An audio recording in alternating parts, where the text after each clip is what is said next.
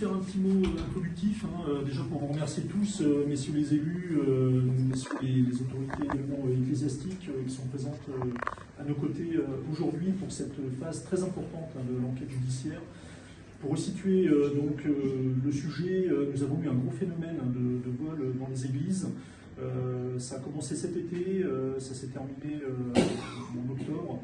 On a eu une trentaine d'églises qui ont été cambriolées ou tentatives de cambriolage sur une trentaine d'églises dans le département de l'Aisne, mais également dans les départements limitrophes. Donc la Somme, le Nord et également la Marne. Donc face à ce phénomène qui commençait à prendre véritablement de l'ampleur, il a fallu qu'on soit absolument très réactif. Il y avait beaucoup d'objets qui étaient facilement transportables, qui faisaient donc l'objet des vols. Et l'objectif donc était double, à la fois de mettre fin au phénomène, mais également de pouvoir identifier le plus rapidement possible les auteurs présumés, de manière à pouvoir donc faire cette phase de restitution, et éviter que les objets puissent être dispersés, fondus ou cassés. Donc nous avons mis en place un plan d'action à trois niveaux. D'une part, une phase de prévention.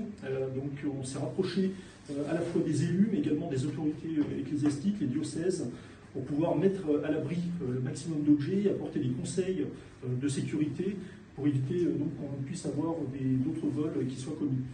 Parallèlement, on a mis en phase donc une sécurisation des églises avec donc des patrouilles, à la fois des patrouilles discrètes autour des établissements pour pouvoir détecter éventuellement des mouvements suspects, mais également des patrouilles beaucoup plus ostensibles, de manière à être le plus dissuasif possible et éviter qu'on ait d'autres vols qui soient commis durant ce phénomène.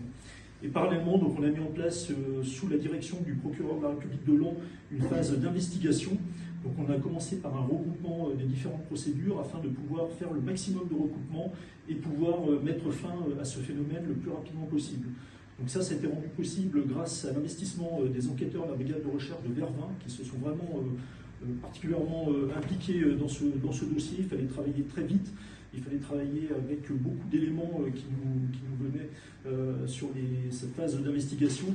Et donc à l'issue, on a pu, dès le 15 octobre, mettre en place une opération judiciaire qui a mobilisé une trentaine de militaires de la gendarmerie du département, du groupement de gendarmerie départemental de l'Aisne, de manière à pouvoir procéder donc aux interpellations des auteurs présumés et également pouvoir les mettre donc à la disposition de la justice. L'autre objectif, évidemment, c'était au cours des perquisitions de pouvoir identifier le maximum d'objets qui pouvaient provenir des vols afin que l'on puisse passer à cette phase de restitution que l'on va faire d'ici quelques minutes. Donc le travail n'est pas terminé. Désormais, nous allons continuer ce travail avec nos correspondants sûreté, nos référents sûreté. On a une cellule prévention technique de la malveillance. Et donc on va continuer à travailler avec les élus, avec les autorités ecclésiastiques pour continuer à faire donc l'inventaire des objets. C'est très très important qu'on puisse avoir l'inventaire le plus précis possible des objets, de manière à ce que l'on puisse éventuellement, en cas de vol, pouvoir les identifier le plus vite possible et pouvoir les tracer. Donc tout ce travail-là va bien maintenant démarrer sous l'égide de nos correspondants sûreté et de nos référents sûreté présents au sein du groupement de gendarmerie de l'Aisne. Donc je vous propose qu'on puisse passer le plus rapidement possible maintenant à cette phase qui est très attendue, de restitution des objets qui ont pu être identifiés. Peut-être le commandant de compagnie de Vervins, si vous souhaitez dire un petit mot. Bonjour à tous, juste pour rebondir sur les propos du colonel. L'action de la compagnie s'est inscrite dans le plan d'action qui avait été défini par les orientations du groupement.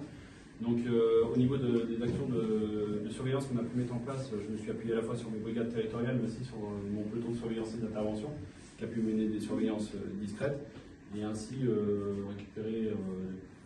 rassurer la population et contribuer à la sécurisation des églises. Et en même temps, frapper une première fois le 20 juillet par deux faits sur la compagnie, et ensuite plusieurs qui se sont succédés. J'ai attribué la procédure à la brigade de recherche de Vervins, qui est une unité qui est plus spécialisée dans les techniques d'investigation judiciaire et qui, par un travail fin et vraiment méthodique, a pu identifier deux auteurs présumés qu'on a pu aller interpeller dans le cadre d'une procédure judiciaire, d'une opération judiciaire coordonnée au niveau du groupement avec des renforts d'unités extérieures, notamment le GIC de Senlis également qui nous a appuyés et la section de recherche d'Amiens qui nous a fourni des moyens. Tout ça a permis d'apporter une réponse à un phénomène qui a fortement impacté la population clérachène au niveau de la compagnie, association qui est très attachée à ces églises et il me tenait à cœur de répondre à ce phénomène délictuel qui a créé beaucoup d'émoi dans la population, et c'est pour le coup l'aboutissement de cette procédure par cette restitution va marquer un peu le succès de l'opération, en sachant que, comme l'a dit le colonel, ce n'est pas fini puisqu'on entreprend un inventaire des objets pour permettre d'accompagner les communes dans la sécurisation de leurs édifices, puisque l'idée est d'éviter toute réitération et de conserver les biens culturels sur le mouvement. Merci à vous.